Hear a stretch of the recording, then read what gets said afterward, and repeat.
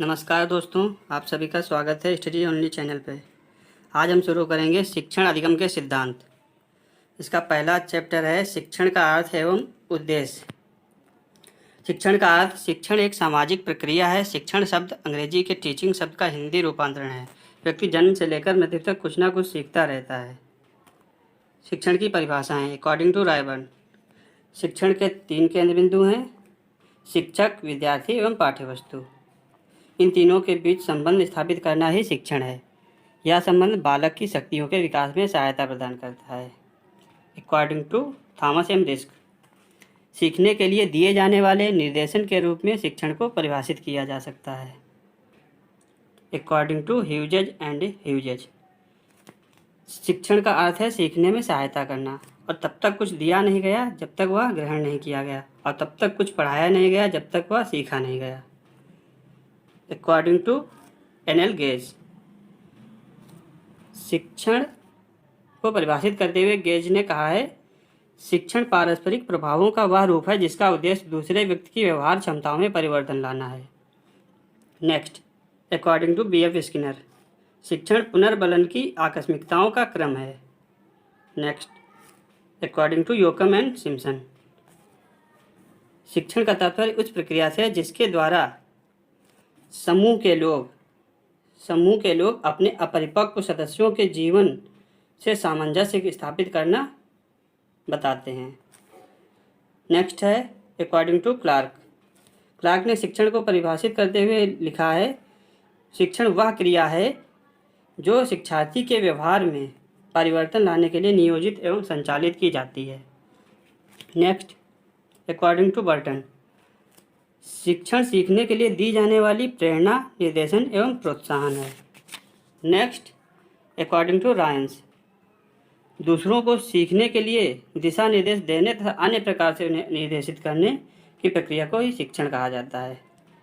Next, according to Smith, शिक्षण एक उद्देश्य निर्देशित क्रिया है। Next, according to James and Thyne, समस्त शिक्षण का अर्थ है सीखने में वृद्धि करना। तो ये तो हो गई हमारी शिक्षण की परिभाषाएं। नेक्स्ट, शिक्षण की विशेषताएं। तो शिक्षण की विशेषताएं क्या क्या हैं? पहला, तो शिक्षण सुनियोजित होना चाहिए, यानी वेल प्लान्ड होना चाहिए। दूसरा, शिक्षण सुझावात्मक होना चाहिए, मतलब जैसे बच्चों को आदेश प्रदान न करके जैसे सुझाव प्रदान किया जाता है इसमें। नेक्स्ट, शिक्षण दया एवं सहानुभूतिपूर्ण होना चाहिए, यानी कि शिक्षक जो है छात्रों के साथ में दया और सहानुभूतिपूर्ण व्यवहार करे, जो उसकी छात्र की समस्याएं हैं उसको जानकर उसके बाद में अच्छे से उसको समझाकर समाधान करना चाहिए। नेक्स्ट, शिक्षण प्रेरणादायक होना चाहिए। अच्छा शिक्षण वही कहलाता है जो इसमें शिक्षक के द्वारा ऐसा वातावरण तैयार किया जाए जिसमें बालक स्वयं क्रिया करने को तत्पर हो और उससे कुछ सीखता है। नेक्स्ट, शिक्षण व्यक्तिगत विभिन्नताओं को ध्यान में रखकर किया जाए, यानी कि जो व्यक्तिगत भिन्नताएं पाई जाती हैं छात्रों के बीच में उसको ध्यान में रखकर शिक्षण कार्य करना चाहिए। नेक्स्ट, शिक्षण प्रजातांत्रिक होना चाहिए, यानी कि डेमोक्रेटिक होना चाहिए, सभी का समान व्यवहार होना चाहिए, नहीं कि एक कोई प्रिय है छात्र आपका तो उसी को आप केवल ध्यान दें, बाकी को इग्नोर करें। नेक्स्ट, शिक्षण प्रगतिशील होना चाहिए, बालक की सच्ची शिक्षा उसके निजी अनुभवों पर आधारित होनी चाहिए।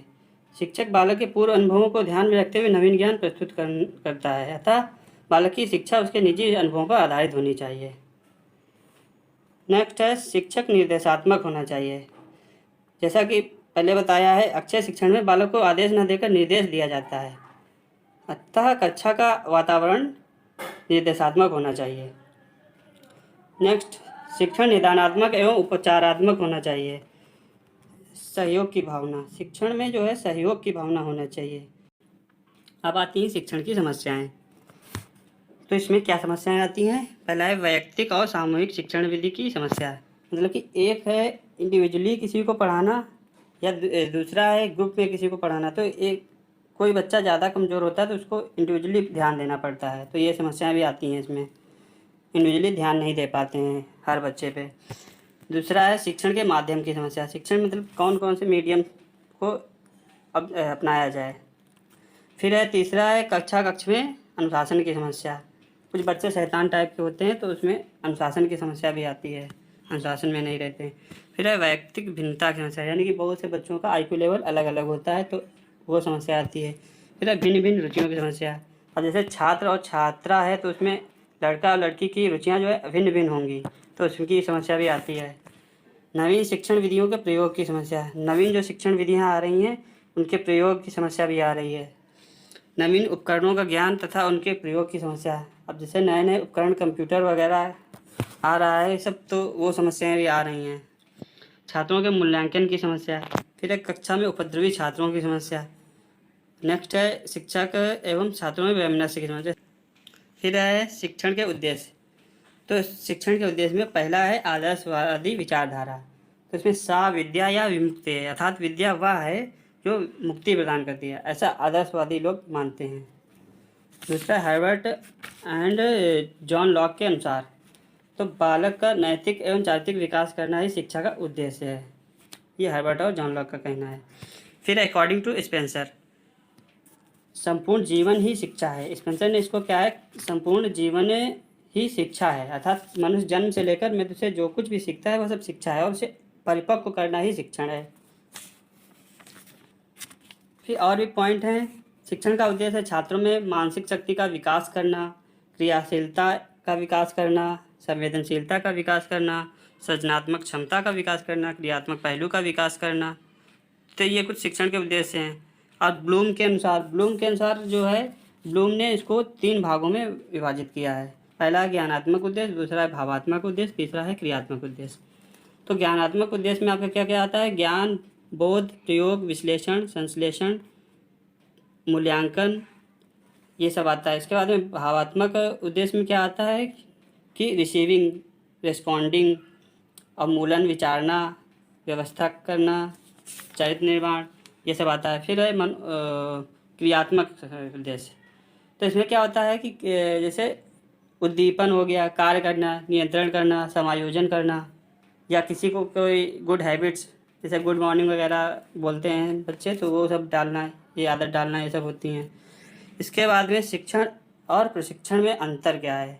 तो शिक्षण और प्रशिक्षण में आप जैसे जानते हैं कि शिक्षण में क्या होता है, इसका उद्देश्य ज्ञानात्मक, भावात्मक एवं क्रियात्मक पक्षों से होता है। और ट्रेनिंग में क्या होता है, इसका उद्देश्य केवल क्रियात्मक, यानी इसमें केवल एक्टिविटी कराई जाती है ट्रेनिंग में, इसका उद्देश्य यही होता है।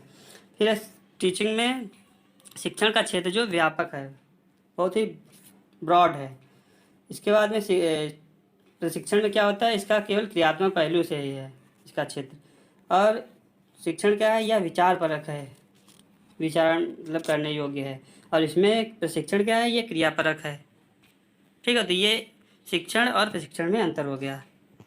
इसके बाद आज की क्लास में इतना ही, मिलते हैं नेक्स्ट वीडियो में। ठीक है, तब तक के लिए थैंक यू।